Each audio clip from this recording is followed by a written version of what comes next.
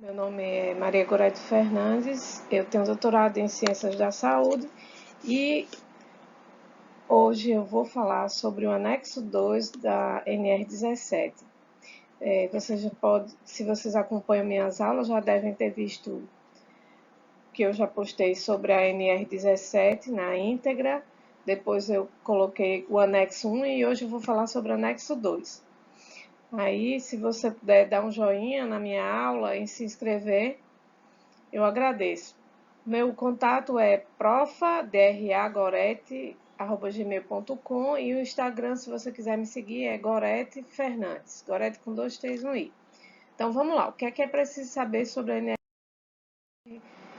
NR2? A gente já sabe que elas foram criadas, a 1 e a 2 são as portarias mais novas que criaram, é de 2007, embora esse ano, eu acho 2020, até o final do ano a gente vai ter uma atualização do anexo 1 e 2 e da NR17 como um todo. E esses parâmetros foram para melhorar, adaptar as características e as condições psicofisiológicas do trabalhador e, como eu sempre venho dizendo, promover conforto, segurança e desempenho eficiente. O que é importante saber é que esse anexo 2 ele vai diretamente para o trabalho de teleatendimento ou telemarketing, enquanto o anexo 1 foi check-out, esse agora vai trabalhar e tratar pertinentes ao trabalho que é conduzido via telefone ou rádio com utilização simultânea de terminais de computador. O anexo 2, como toda a comunicação desse trabalho com os clientes é feito por intermédio de voz ou mensagem eletrônica à distância, se utiliza equipamentos de audição, de escuta, de fala telefônica e sistema informatizado, ou manuais de processamento de dados, a gente tem as particularidades que não são apresentadas na primeira norma. Por exemplo, o mobiliário do posto de trabalho do telemarketing ou teleatendimento, para a SNR, ele sugere que o monitor tenha uma regulagem independente, ou seja, a altura do monitor seja ajustável. Aí vocês podem ver que a bancada sem material, como está aqui na seta, vocês podem observar, a profundidade deve ter 75 centímetros, a largura 90 e a zona de alcance de 65 centímetros, um raio de canto a canto. Já se tiver material, o que vai mudar é a largura, que vai passar para ser 90, antes era 75, né, se você tiver material nessa bancada. A profundidade passa a ser 90, a largura 1 metro, né, ou seja, 100 centímetros, a zona de alcance 65 centímetros de raio a raio. Né? Só a zona de alcance se mantém a mesma.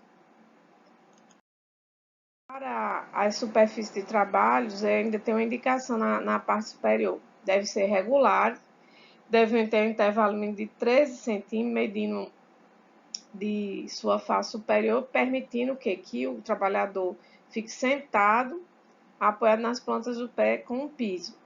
O mouse fica na mesma superfície do teclado, deve ser de fácil alcance, com espaço suficiente para que seja livremente. Na parte inferior, a profundidade é de 45 centímetros ao nível do joelho, 70 centímetros ao nível dos pés e apoio dos pés ajustável. É importante frisar aqui, que os assentos eles devem ter 5 rodinhas. Isso é até questão de concurso, porque confundo. Se você estiver falando da NR17, não tem as 5 rodinhas, a exigência. Mas se você estiver falando do anexo 2, tem as 5 rodinhas, estofado, permitindo a respiração, esse estofamento. A base, a densidade é de 40 a 50 kg por metro cúbico, a profundidade de 38 a 46 centímetros. A borda dessa assento deve ser arredondada, sem nenhuma conformação na base, e a altura ajustável entre 37 a 50 centímetros. Na parte inferior também o encosto deve ser levemente adaptado, com largura de 40 centímetros, braço regulável de 20 a 25 centímetros em relação ao assento, ó, esse braço. E os headset, que são o que? De fácil ajuste, individual, deve ter proteção contra choque acústico e ruídos, que são, os headsets são aquilo que o pessoal do telemarketing e teleatendimento utiliza, né? Aqueles fonezinhos. O monitor é posicionado frontalmente com ajuste de iluminação. A questão do ruído no telemarketing, o ruído deve ser até 65 decibéis, a temperatura é a mesma da NR17, de 20 a 23 graus Celsius, velocidade do ar não deve ser maior que 0,75, a umidade relativa não deve ser inferior a 40% e deve ter um higrômetro também. Deve-se atentar para a síndrome do edifício doente, que é o que foi criada pela portaria de 28 de agosto de 91, que é a resolução, também que a Anvisa de 16 de janeiro de 2003 fala, e a NR9 também. Ou seja, o que é essa síndrome do edifício doente? É quando as centrais de ar elas são utilizadas para armazenamento de materiais. Ou então a descarga de água de concentrado vai manter uma ligação com a rede de esgoto local. Aí você vê aqueles edifícios úmidos, onde as pessoas no telemarketing estão sempre com rinite alérgica, estão sempre com algum problema respiratório. A gente chama isso aí de síndrome de edifício doente, que não deve ocorrer em telemarketing, no sistema telemarketing. Outra informação é que, em relação à organização do trabalho, a folga deve ser semanal, mais um domingo a cada mês, remunerado. As escalas de final de semana e feriado devem ser informadas com antecedência para o trabalhador. Em caso de prorrogação de horário, é obrigatório um descanso de 15 minutos, aumento de jornada em casos excepcionais e só na forma da lei. A distribuição dos operadores deve ser feita para não ter uma sobrecarga, né? De forma a não ter essa sobrecarga. E o tempo de trabalho, umas 6 horas, incluindo as pausas. As pausas são 2 períodos de 10 minutos fora do posto de trabalho, intervalo para repouso e alimentação de 20 minutos. Todas as pausas são registradas e disponibilizadas para fiscalização e para o trabalhador. A pausa imediata após a operação, que haja tipo uma ameaça verbal ou desgaste, ele está lá atendendo um cliente e de repente tem um desgaste com esse cliente ou ameaça verbal, então tem que haver essa pausa imediatamente após o ocorrido esse fato. Deve ser mantida a alternância da postura pelo trabalhador e a ida ao toalete, certo? Mecanismo de monitoramento de produtividade não pode ser utilizado para acelerar esse trabalho, mas não é o que a gente vê em muitos telemarketing, não, eles utilizam esse mecanismo. Monitoramento por escuta e gravação de ligação só deve ocorrer com conhecimento do operador. E é vedado, ou seja, não deve ter estímulo abusivo de competição entre eles, punição constrangedora, ou expor a avaliação de desempenho de cada um. Os sistemas informatizados devem funcionar de forma eficiente para não causar transtorno ao operador. E os diálogos de trabalho não devem exigir que o operador forneça o seu sobrenome. Na capacitação, deve incluir o quê? Quando for fazer capacitação desse tipo de trabalhador, se inclui os fatores de risco para a saúde, as medidas de prevenção para a redução dos riscos, informações sobre sintomas de adoecimento, sobre ajuste mobiliário e equipamentos. E esse treinamento é de 4 horas na admissão e de 6 horas na reciclagem. Também como é feita a distribuição deve ser visto porque ela é elaborada pela própria empresa e fazem parte de um serviço especializado de segurança e medicina do trabalho, que a gente conhece como SESMIT. Além do SESMIT, a CIPA e o PCMSO estão envolvidos nessa capacitação dos trabalhadores. Também o PPRA, o Programa de Prevenção e Risco Ambientes, e os representantes dos trabalhadores. Então, SESMIT, CIPA, PCMSO, PPRA, a organização da empresa e e dos representantes devem estar envolvidos nessa capacitação dos trabalhadores, que, como eu já falei, vai ser admitido umas 4 horas e depois uma reciclagem de 6 horas. As condições sanitárias de conforto devem garantir o quê? Sanitário adequado ao uso e separado por sexo. Deve ter um local para lanche, um armário individual com chave. Água potável deve ser irrestrita e disponível. Deve ter ambiente para descanso, é importante durante as pausas e fora do ambiente de trabalho. O PCMSO deve reconhecer e registrar o risco identificado na análise ergonômica desses trabalhadores, por isso que isso é visto no Programa de Saúde Ocupacional e de Prevenção de Riscos Ambientais.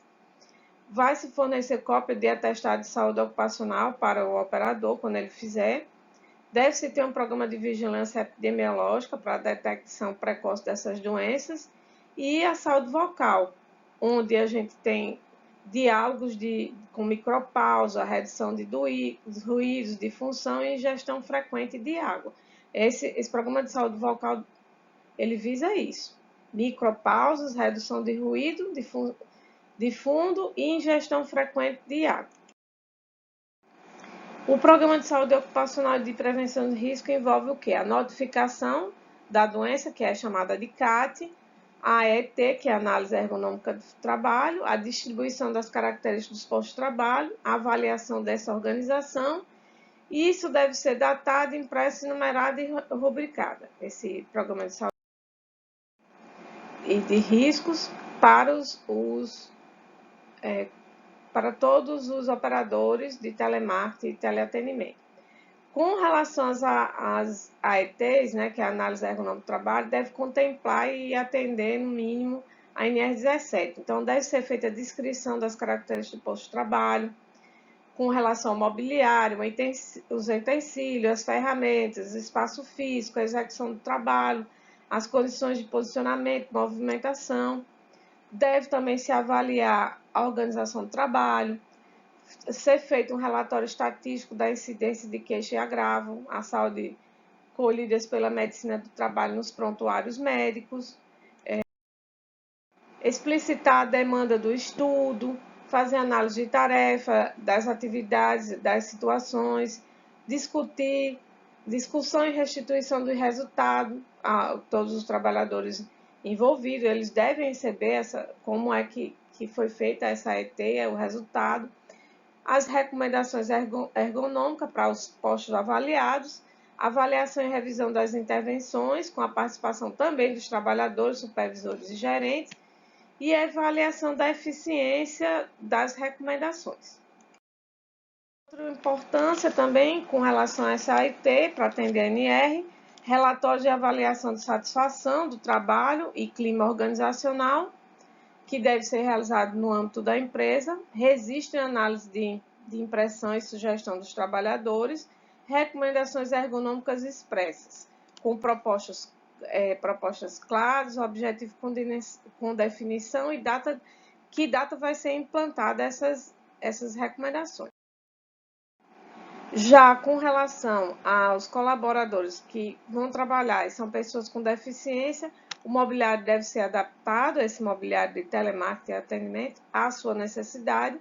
Eles precisam de ajuda técnica e devem ter acesso à instalação, a equipamentos, capacitação e as condições sanitárias também que devem ser atendidas. Tá? Então, nós acabamos de ver a NR17, o anexo 2, que é totalmente voltado para o telemarketing e teleatendimento. Espero que vocês consigam captar os principais itens que devem ter no ambiente de trabalho com relação à ergonomia para esse tipo de função de telemarketing e teleatendimento.